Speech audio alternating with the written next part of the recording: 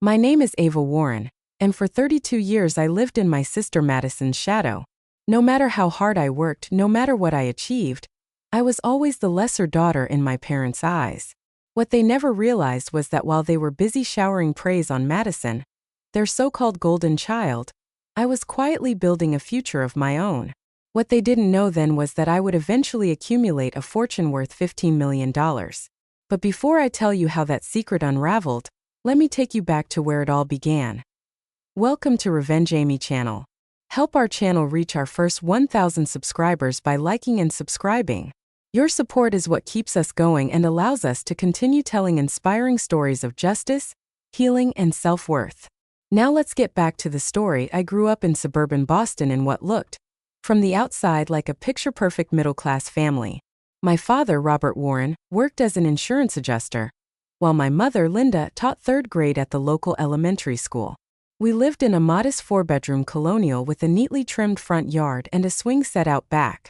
But behind those tidy walls, the family dynamic was anything but equal. From the moment Madison was born, 2 years before me, she was the golden child. I remember flipping through family photo albums where Maddie had entire books dedicated to her first steps, her first words, her first day of kindergarten. My own milestones, in comparison, earned maybe a single page tucked at the back. Almost as an afterthought, the favoritism showed itself in countless little ways, each one like a paper cut that might seem small on its own but together left me aching. When Madison began dance lessons at 6 years old, my parents attended every recital, sitting proudly in the front row with bouquets in hand and snapping dozens of photos. They transformed our living room into a shrine for her trophies and glossy recital pictures. The summer I won the state science fair at age 12, my parents didn't even show up to the ceremony. They had chosen instead to attend one of Madison's dance competitions. My award certificate, one I had worked tirelessly for, ended up stuffed in a drawer in my bedroom, gathering dust. Christmas mornings followed the same painful script. Madison would unwrap expensive gifts she had specifically requested, while mine were always practical or generic, as if little thought had gone into them. One year still stings in my memory. Madison, 14 at the time, received a delicate white gold necklace with a sapphire pendant that perfectly matched her eyes. I meanwhile received a set of educational books about famous scientists. It wasn't that I didn't like science, it was that the message was obvious. Madison deserved beauty and luxury, while I was expected to remain practical and useful. Even when it came to discipline, the double standards were glaring. If Madison broke curfew or lied about where she'd been, my parents sat her down gently, explaining that she needed to make better choices. But when I committed the same mistakes, I was grounded immediately, often with extra chores piled on as punishment. The difference was so obvious that even our neighbors commented on it. Our bedrooms told another story about the imbalance. Madison's room was redecorated every few years to reflect her evolving tastes. First ballerinas, then pop stars, then a sophisticated teen retreat with a plush window seat and vanity. My room, on the other hand, kept the same pale yellow walls and basic furniture from elementary school until I graduated high school. When I asked in 8th grade if I could paint my walls dark blue, my mother told me, "We don't have money for unnecessary changes right now." Just 2 weeks later, they surprised Madison with an entire bedroom makeover. I learned very early that the only way to get even a sliver of recognition from my parents was through academics. Madison was a solid B student who excelled at social life, while I pushed myself relentlessly to earn straight A's. I joined every academic club, entered every competition, and spent countless nights studying until my eyes burned. And what did my parents say when I brought home these achievements? At best, a distracted nod or a half-hearted, "That's nice, Ava, but don't you want to try something fun like your sister?" The constant dismissal of my accomplishments could have broken me. Instead, it forged something else, fierce independence. By the age of 13, I stopped chasing their approval. I taught myself to cook, managed my own schedule, and even found my own rides to academic events. Meanwhile, Madison still relied on our parents for everything, from laundry to homework help, well into high school. The one person who truly saw me was my grandmother, Eleanor Ellie Warren, my father's mother. Grandma Ellie was a sharp, no-nonsense woman who had once worked as an accountant back when few women had careers. Every week when I visited her, she would sit with me in her cozy kitchen, ask about my schoolwork, and listen intently in a way my parents never did. Point one afternoon, when I was 15, we were baking cookies together when she asked if I knew what compound interest was. I shook my head. She pulled out a notepad and carefully showed me how money could grow exponentially over time. That conversation changed my life. Over the next 3 years, Grandma Ellie taught me everything she knew about saving, investing, and building wealth. They were lessons my parents never even thought to share with either of their daughters. "You may not get the attention now," she told me once, looking me straight in the eyes, "but you have the mind for success. True wealth isn't about flash. It's about stability. The richest person in the room is rarely the one bragging about it." When I graduated high school as valedictorian, with a full scholarship to the State University Business Program, it should have been a triumph. But even that day was tainted.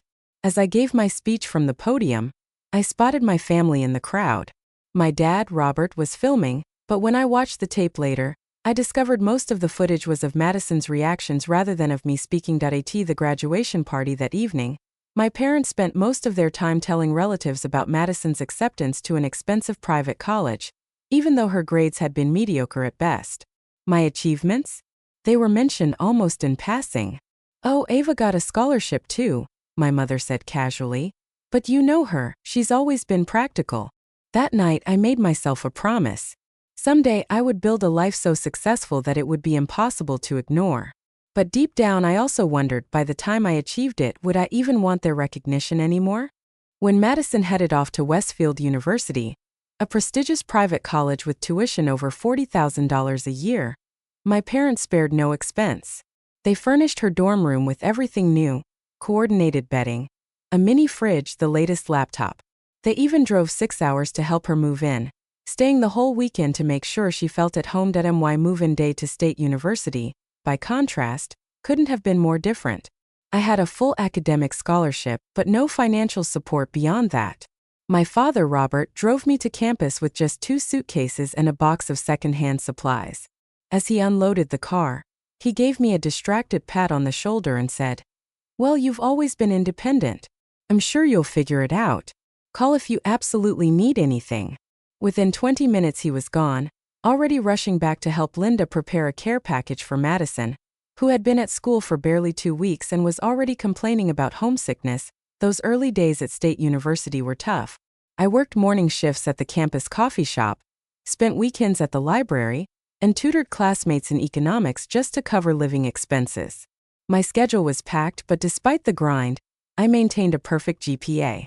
Still, whenever I called home, my parents seemed distracted, eager to tell me about Madison's social life, her sorority invitation, her friends, her parties. When I proudly shared that I had a 4.0 GPA after midterms, my mother's response was lukewarm at best. "That's nice, honey. Did I tell you Maddie got invited to join the best sorority on campus?"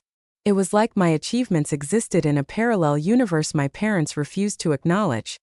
Financial disparities between us became glaring. My parents covered Madison's tuition in full, and even gave her a monthly allowance. Meanwhile, I received nothing beyond constant reminders that I had a scholarship and should be grateful. That meant I carried 3 jobs at a time to survive. Looking back, I realized that constant hustle honed my skills in time management, discipline, and resilience, skills Madison never had to develop. During my sophomore year, something pivotal happened.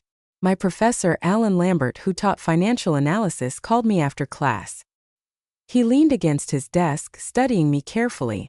"Miss Warren," he said, "I've been teaching for 25 years, and rarely do I see this kind of natural aptitude for financial markets. Have you considered where you want to take this talent?" That simple question altered the trajectory of my life. Professor Lambert became the mentor I had always needed. He introduced me to professionals in the industry, recommended me for internships, and constantly pushed me to aim higher. The summer after my junior year, I landed an internship at Maxwell Investments, working directly under their chief strategy officer. It was grueling, 60-hour weeks, constant pressure, but I thrived. I absorbed everything I could about investment strategies, market analysis, and risk assessment. While Madison spent that same summer backpacking through Europe on my parents' dime, I was in an office building strategies that would later shape my career. Then tragedy struck. During my senior year, my grandmother Eleanor Ellie Warren passed away suddenly from a stroke. Losing her shattered me. She had been my anchor, my cheerleader, and the one person who had always believed in me. At the funeral, my parents grieved, but I don't think they truly understood the depth of my loss. For me, it was like losing the only person who had ever really seen me. A month later, I received a letter from Grandma Ellie's attorney, Marissa Patel. My grandmother had left me her entire life savings, $50,000. To my parents' surprise, she had chosen not to split it between both sisters. "You should consider sharing that with Madison," my father suggested over dinner when the will was read. "She's thinking about graduate school, and that money could really help." I looked at him in disbelief. "Did Grandma Ellie leave this money to Madison?" I asked. "No," my father admitted, "but families should support each other." My mother chimed in. "Your sister has expensive dreams, Ava. You've always managed just fine on your own." For the first time in my life, I flatly refused them. This is my inheritance from the one person who supported me. I'm going to use it exactly as she would have wanted me to. I invested every penny of that $50,000 using the principles Grandma Ellie had taught me in her kitchen so many years ago. That money became the seed for what would eventually grow into my fortune. After graduation, I accepted a position at Blackstone Financial in their emerging markets division. By New York standards, the starting salary was modest, but the opportunity was invaluable. I moved into a cramped studio apartment with 3 roommates, lived on next to nothing, and invested 50% of every paycheck. During those early career years, I developed a reputation for spotting opportunities others missed. While colleagues stuck to traditional markets, I researched emerging technologies and sustainable energy companies before they became mainstream. My instincts paid off. By the time I was 26, I had saved enough to take a leap of faith. I left Blackstone and started my own firm, TWW Strategic Partners. The name was intentionally neutral, concealing the fact that a young woman was running the show. I focused on undervalued companies with innovative ideas and strong female leadership. My first big breakthrough came when I invested heavily in a woman-led biotech startup that developed a revolutionary diagnostic tool. Within a year, the company was acquired, and my initial investment multiplied tenfold. At 27, my net worth crossed the $1 million mark. And still, my family had no idea. Madison, meanwhile, bounced between marketing jobs, earning an average salary but continuing to bask in our parents' constant praise. They endlessly applauded her creativity and people skills, while my career barely warranted a passing mention. When relatives asked me about work at family gatherings, I kept my answers vague. It was easier to say I had a stable finance job than to explain I was managing millions in investments. After all, if they hadn't cared when I was a child, why should I let them into my successes now? That choice, to keep my true life separate from the family version, was both a shield and a burden.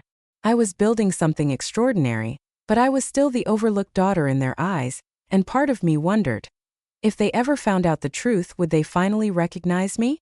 Or would it only make them value me for my money, not for who I was? By the time I was 26, I had taken the leap and launched my own firm, TWW Strategic Partners. It started as a one-woman operation out of a tiny subleased office in Manhattan. I didn't have a fancy boardroom or a polished brand image.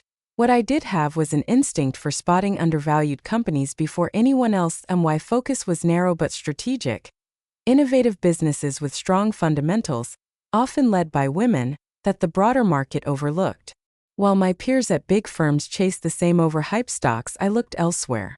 My first major success came when I invested in a biotech company founded by a female scientist who had created a groundbreaking diagnostic tool. When the company was acquired the following year, my initial stake multiplied tenfold. By the age of 27, my net worth crossed the $1 million threshold. By 30, it had reached $5 million. And by 32, it had tripled again to $15 million. I had climbed into the top 1% of Americans my age, quietly and efficiently. Yet, to my family, I was still just Ava who worked in finance. I maintained this dual identity deliberately. In New York, I was the ambitious entrepreneur who sat on boards of tech startups, was profiled in financial publications, and attended exclusive industry events. I wore designer clothing, owned fine jewelry, and traveled to luxury resorts. But whenever I went home to Boston, I slipped back into my old role, The overlooked daughter, the quiet one, the stable but unremarkable professional. Family gatherings. My parents showered Madison with attention. She bounced between marketing jobs, earning a perfectly average salary, but in their eyes she was dazzling. They praised her creativity, her networking skills, and her natural charisma. Relatives asked Madison endless questions about her career, her home, her travel plans. When the conversation occasionally turned to me, it was with vague interest. "So, Ava, still working at that finance job?" If I mentioned my firm, the questions stopped quickly, replaced with polite nods before the spotlight turned back to Maddie. Over time, I learned it was easier to invent a fictional version of myself for them. I pretended to be a mid-level analyst with a steady salary and predictable hours. I even went so far as to rent a modest car when I visited, something unassuming like a Toyota, rather than show up in my Tesla. I wore simple clothes, tied my hair back, and presented myself as someone focused entirely on work, not wealth. Why did I go to such lengths? For 3 reasons. First, I feared that if my family knew about my success, they would immediately ask for money, not for themselves but for Madison. Throughout her adult life, my parents had bailed her out countless times, paying her rent deposit, helping with credit card debt, even contributing to vacations. I knew that if they discovered my fortune, they would expect me to become Madison's new sponsor. Second, I couldn't stomach the idea of finally receiving attention or approval from them only because of money. After decades of being dismissed, would their sudden interest feel genuine?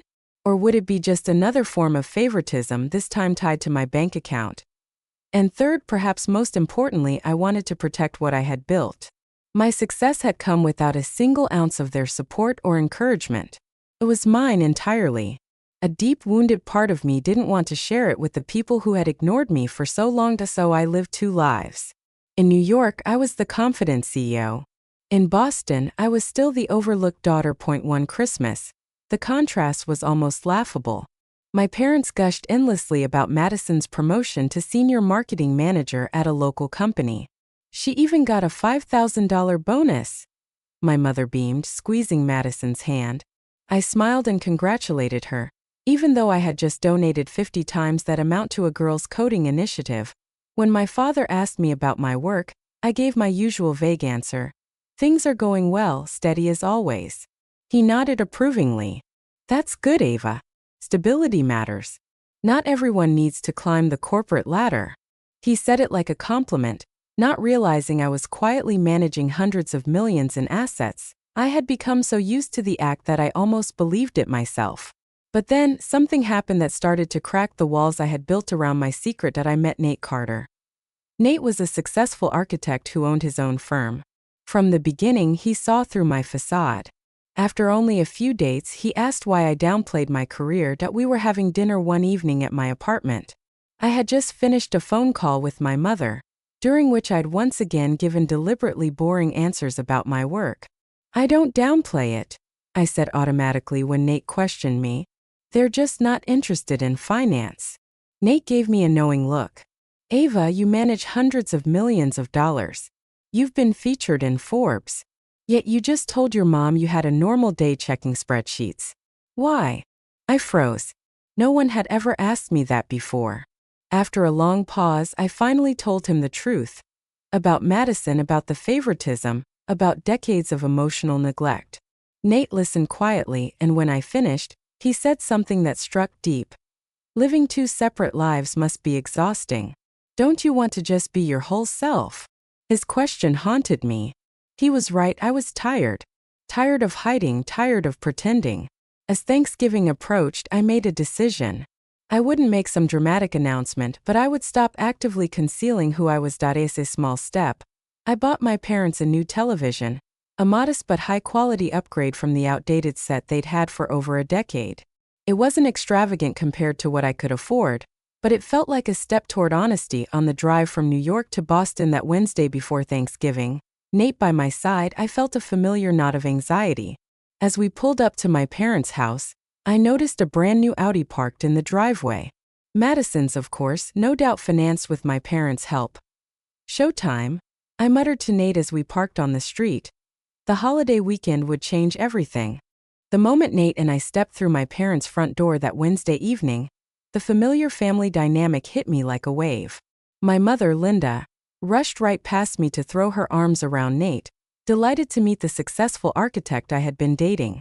My father, Robert, gave me a distracted pat on the shoulder before calling out, "Madison, your sister's here." Madison swept into the room as if she were stepping onto a stage. At 34, she still carried herself with the confidence of someone who had been told her entire life she was special. Her freshly highlighted blonde hair framed her face, and her makeup was flawless. "Ava!"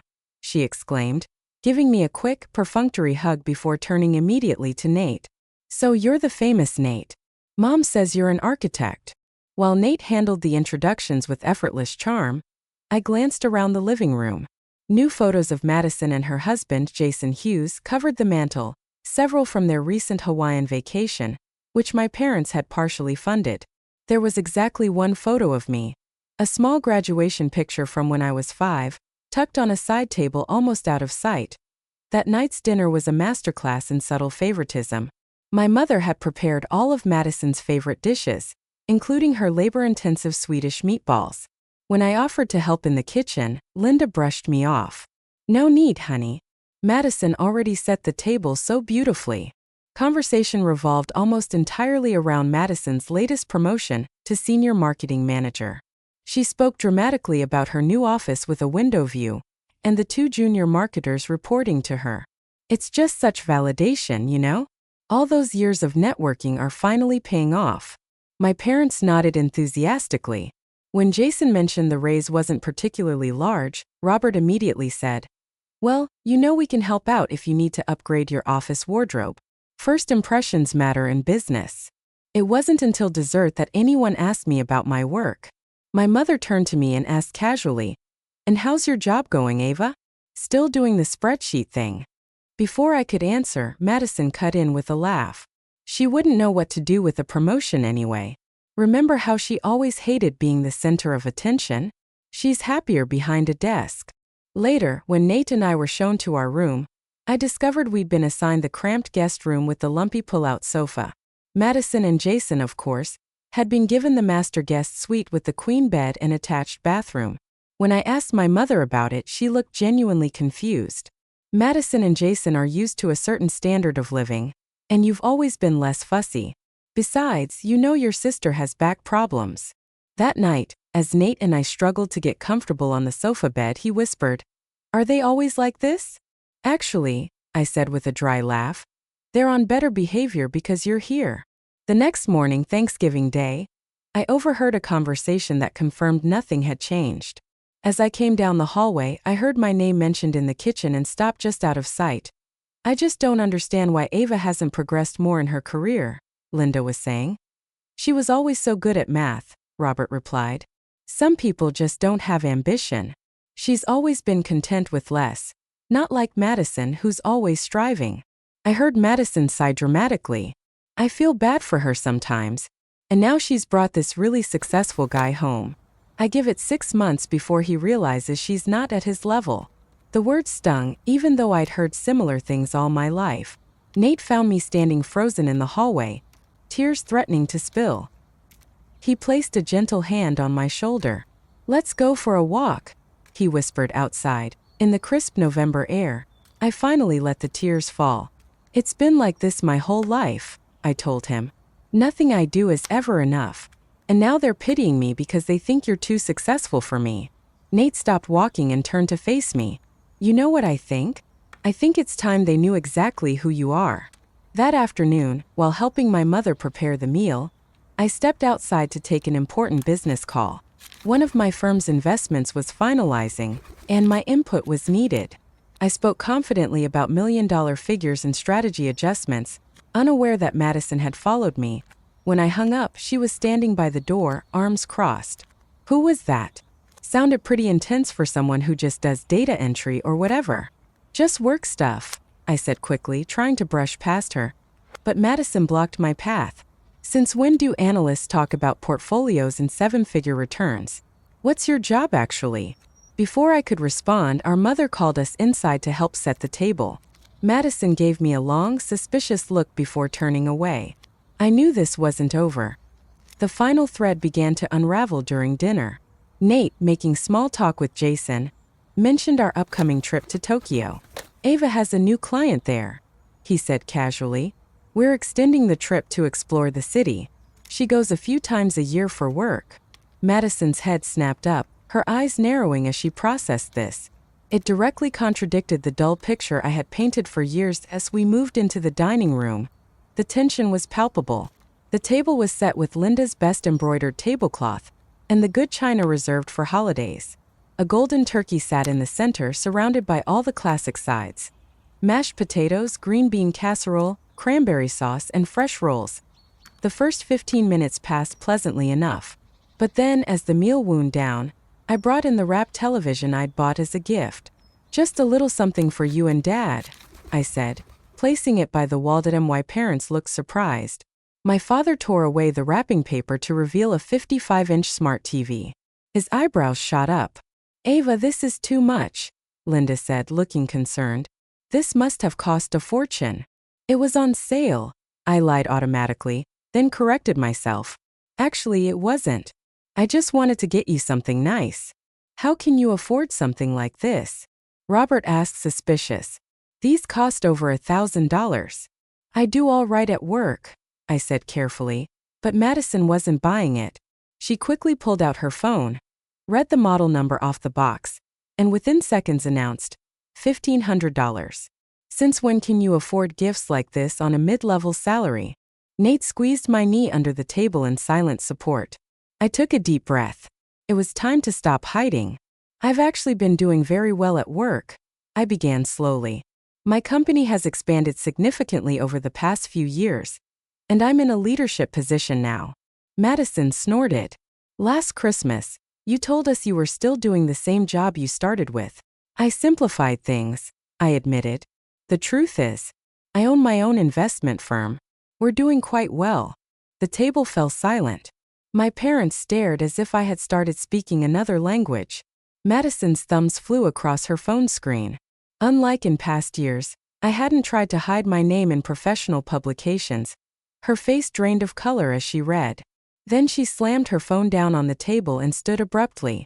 Ava Warren, CEO of TWW Strategic Partners, she read aloud, her voice rising with each word. Managing over $200 million in assets. Featured in Forbes. Net worth.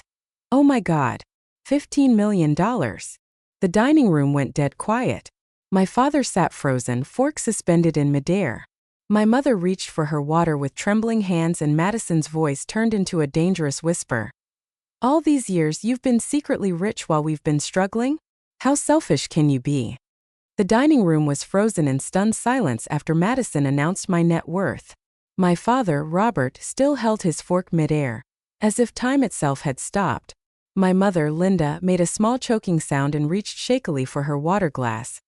All these years, Madison hissed, her eyes narrowing, you've been sitting on a fortune while Mom and Dad were helping me with mortgage payments, while Jason and I begged them for help with our car loan.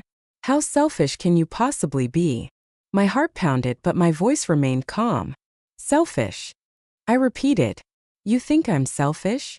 Yes. Madison exploded, pacing beside the table now. Do you know what we could have done with that money? Jason and I have wanted to buy a house for years. Mom and Dad had to dip into their retirement just to keep us afloat sometimes, and you're hoarding millions.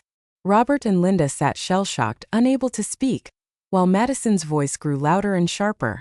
How much do you really have, Ava? Is it really $15 million or more? And you've never once offered to help your family. Nate started to speak up, but I placed a hand on his arm. This is my fight, I whispered. I rose slowly to my feet and locked eyes with Madison. Let me tell you exactly what kind of person I am. I'm the daughter whose academic achievements were ignored, while your dance recitals were treated like Broadway premieres. I'm the sister who got secondhand clothes while you got designer labels. The girl who got science books for Christmas while you got jewelry. I turned to my parents. Their expressions shifted from shock to something heavier. A dawning, uncomfortable realization. I'm the child who worked 3 jobs in college while you paid Madison's full tuition and gave her a monthly allowance. I'm the daughter whose graduation speech you barely watched, Because you were too busy filming Madison's reactions. My voice stayed steady though emotion surged through me. And I'm the woman who built a multi-million-dollar company from scratch, with no support, no encouragement, and not a single word of pride from either of you. And now suddenly I matter because I have money. Jason stared down at his plate, clearly mortified.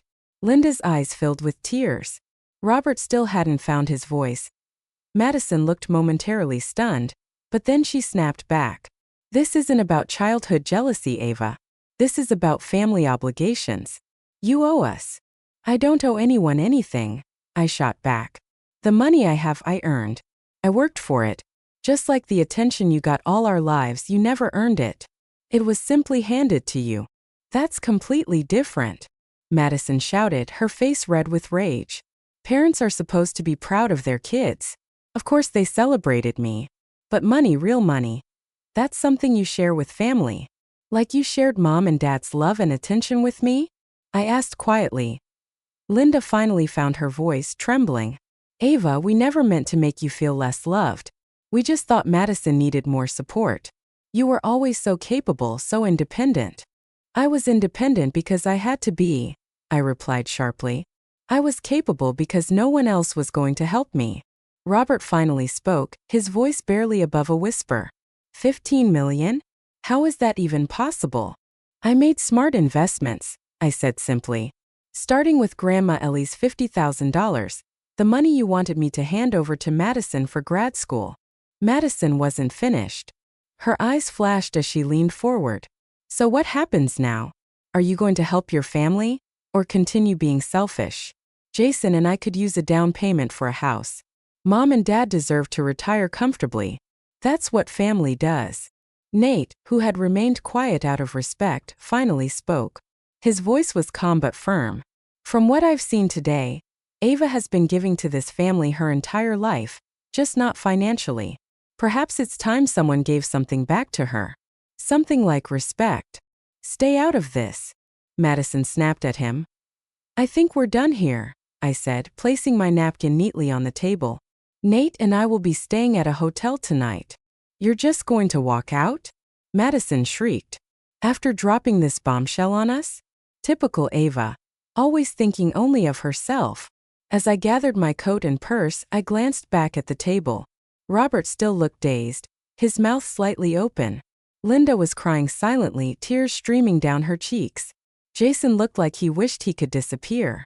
And Madison, my golden sister, stood shaking with fury, her fists clenched at her sides. The turkey sat half-eaten, the pumpkin pie untouched. The tension in the room was suffocating. This conversation isn't over, Ava. Madison shouted after me as Nate and I walked to the door. You can't just hide millions from your family and think that's okay.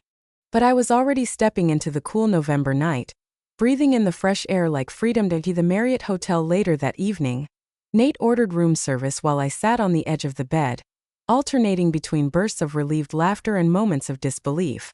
I can't believe that just happened, I said for the 10th time. Did you see my father's face? I've never once seen him speechless in my entire life. You were magnificent, Nate told me, handing me a glass of wine. Completely dignified, while Madison had a full-blown tantrum over money that isn't hers. The aftermath began almost immediately. My phone buzzed relentlessly with calls and texts, first from Madison, then from my mother, even Jason. I silenced it and set it face down on the nightstand.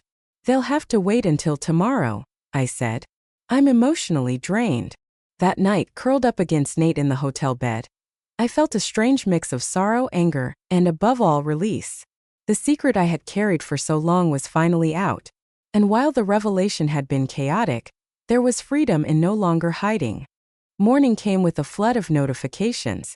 While I showered, my phone lit up with 17 text messages from Madison, swinging wildly between anger, apology, entitlement, and rage. How dare you walk out on us? One message read. Minutes later another came. I'm sorry I yelled, but you have to understand how shocking this was. Then, we need to talk about how your money can help the family. And inevitably, your silence is so immature and selfish. My mother, Linda, had called 4 times and left tearful voicemails begging me to come back to the house. Jason even sent an awkward text apologizing for the dinner disaster and insisting he had nothing to do with Madison's demands. The one person I didn't hear from was my father, Robert. Until there was a knock at our hotel room door. Nate opened it to find him standing there, still in yesterday's clothes, looking haggard from lack of sleep. "I need to speak with my daughter," he said quietly. I stepped out of the bathroom, hair still damp, wrapped in a hotel robe. "Dad," I asked, stunned, "how did you find us?" "There are only 3 hotels in town," he said. "This was my second stop." He tried to smile, but the attempt fell flat. Nate excused himself to get coffee, leaving us alone. Robert sat heavily in the desk chair. His shoulders slumped. For nearly a full minute he said nothing, just stared at his hands. Finally he shook his head. $15 million. I still can't wrap my mind around it. "It's not about the money, Dad," I said softly. To my surprise, he looked up with red-rimmed eyes and nodded. "I know. It's about how we treated you. How we always treated you." His voice cracked. "I wasn't a good father to you, Ava. I told myself Madison needed more attention, more support, more everything. You were quiet, capable, smart. I thought that meant you needed less. But it wasn't fair." Tears welled in my eyes. I had expected defensiveness or denial, not this quiet confession. "Your mother and I took the easy road," he continued. "Madison would cry and throw tantrums if she didn't get her way. You just adapted. We told ourselves we were keeping the peace, but really we were neglecting you. I've thought back to all the times I should have been proud, should have said something. Like when you built that solar system model in 5th grade. Do you remember? It actually moved. I was so proud. But we left early because Madison was bored and making a scene." I nodded, remembering vividly. Weeks of work poured into that project, only for my parents to miss the award ceremony. "There have been 1,000 moments like that," I said. 1,000 times my achievements were brushed aside while Madison's mediocrity was celebrated. He winced but didn't argue. "You're right. And now you've become more successful than we could have imagined, and we missed it. We missed you. Would it have mattered if I wasn't successful?" I asked. "If I were just an ordinary analyst making a decent living, would you be here apologizing now? Or would Madison still be the center of the universe?" He had no answer. Later, my mother called again, this time on Robert's phone. "We're all at the house," he said after hanging up. "Your mother and Madison want to talk." Back at the house, my mother rushed toward me, arms open, but I stepped back. "Let's just talk," I said firmly. Madison sat on the couch, eyes red from crying, but her jaw set in defiance. "I want to apologize for how I reacted yesterday," she began stiffly. "It was a shock to find out my sister is secretly wealthy while Jason and I have been struggling." I almost laughed at the wording, secretly wealthy, as if my success were a crime. "I've watched you take support from this family your entire adult life," I said. "College tuition, rent, car payments, vacations. Even now at 34 you expect mom and dad to subsidize you. I never asked for a dime." "That's different," she snapped. "They offered because they love me. And because I didn't need it, I don't deserve the same love?" I asked. Linda interjected desperately. "We love you both the same, Ava. We just showed it differently." "You didn't show it to me at all," I said flatly. "Name one achievement of mine you celebrated as much as Madison's dance recitals. Name one time you put my needs before hers." Silence. Madison's frustration boiled over. "Look, what's done is done. We're adults now. The question is, what are you going to do to help your family now that you can?" "Nothing," I said simply, her face twisted. "Nothing? You have $15 million and you're doing nothing for your family. What have you ever done for me?" I asked, my voice steady. "Besides compete for attention, dismiss my accomplishments, and now demand my money? Family supports each other, yes, but this isn't support. This is entitlement." The conversation spiraled. Madison alternated between guilt trips, demands, and outright threats to cut me off if I didn't share. My mother wept, begging for peace, while my father sat silently, looking defeated. After an hour of circular arguments, Nate and I gathered our things. On the porch, Robert followed. His voice was hoarse. "I'm sorry, Ava. For everything. For 32 years of getting it wrong." I nodded, unable to find words big enough for the weight of it all. Then we drove back to New York 3 days earlier than planned. The weeks after Thanksgiving were turbulent. My parents called daily. At first they defended Madison, but slowly their tone shifted. Robert especially seemed to reflect deeply. "I don't think I ever really saw you," he admitted one evening. "I was too busy managing Madison's needs. I'm proud of you, Ava. Not because of the money, because you built something remarkable despite us." Linda struggled more, often falling back on the refrain, "We loved you both." But even she began showing cracks in her long-held narrative. Madison, on the other hand, doubled down. After days of furious messages I ignored, she started reaching out to extended relatives, twisting the story. Soon, cousins I hadn't spoken to in years sent me messages accusing me of being materialistic. One even asked me for money for her son's soccer camp. I deleted the messages without replying. Their opportunism only confirmed why I had hidden my success in the first place. 6 months later, with spring came new growth, not just in nature but in me.